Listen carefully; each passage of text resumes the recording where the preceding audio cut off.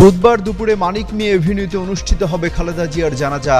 রাষ্ট্রীয় মর্যাদায় দাফন করা হবে জিয়াউর রহমানের কবরের পাশে, জানালেন মন্ত্রিপরিষদ সচিব। খালেদা জিয়ার মৃত্যুতে 3 দিনের রাষ্ট্রীয় শোক ঘোষণা। সরকারি আধা সরকারি দপ্তরে অর্ধনমিত থাকবে পতাকা।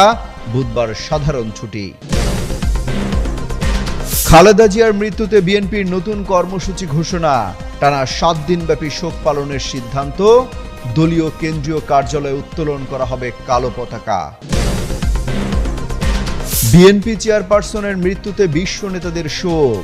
খালেদা জিয়ার সঙ্গে শেষ উষ্ণ সাক্ষাৎকার স্মরণ করে মোদির পোস্ট। বাংলাদেশের পাশে থাকার আশ্বাস পাক প্রধানমন্ত্রীর। মাকে নিয়ে তারেক রহমানের আবেগঘন বার্তা দিয়ে ফেসবুক পোস্ট। জানালেন বাংলাদেশের গণতান্ত্রিক পরিক্রমায় চিরস্মরণীয় হয়ে থাকবেন খালেদা জিয়া।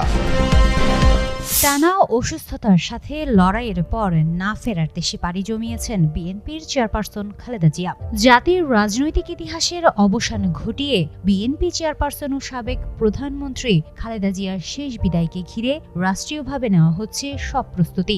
রাষ্ট্রীয় মর্যাদায় তাকে দাফনের সিদ্ধান্ত নিয়েছে সরকার। মন্ত্রিপরিষদ সচিব শেখ আব্দুর রশিদ জানিয়েছেন, খালেদা জিয়াকে পূর্ণ রাষ্ট্রীয় মর্যাদায় দাফন করা হবে। উপদেষ্টা পরিষদের জরুরি সভা শেষে মঙ্গলবার সচিবালয়ে সাংবাদিকদের ব্রিফিংয়ে তিনি তথ্য জানান। তিনি বলেন, বিএনপি চেয়ারপারসন ও সাবেক প্রধানমন্ত্রী খালেদা জিয়াকে সংসদ ভবন এলাকার পাশে জিয়া উদ্যানে দাফন করা হবে।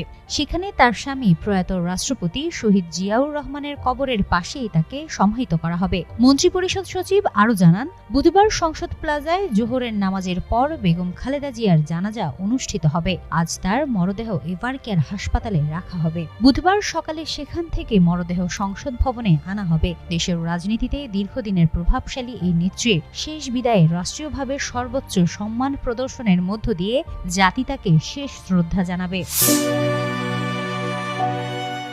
দীর্ঘদিন ধরেই রাজধানীর এভারকেয়ার হাসপাতালে ছিলেন নিবিড় পর্যবেক্ষণে। টানা অসুস্থতার সাথে লড়াইয়ের পর না ফেরার দেশে পাড়ি জমিয়েছেন বিএনপির চেয়ারপারসন খালেদা জিয়া। তার মৃত্যুতে শোকে স্তব্ধ পুরো দেশ।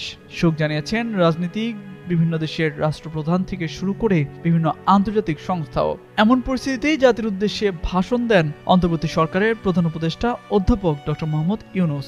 মঙ্গলবার দুপুর 12টায় জাতির উদ্দেশ্যে দেওয়া ভাষণে প্রধান উপদেষ্টা জানান, বিএনপি চেয়ারপারসনের মৃত্যুতে বুধবার থেকে শুক্রবার পর্যন্ত 3 দিনের রাষ্ট্রীয় শোক ঘোষণা করা হয়েছে। এছাড়া বুধবার সারা দেশের সাধারণ ছুটি থাকবে।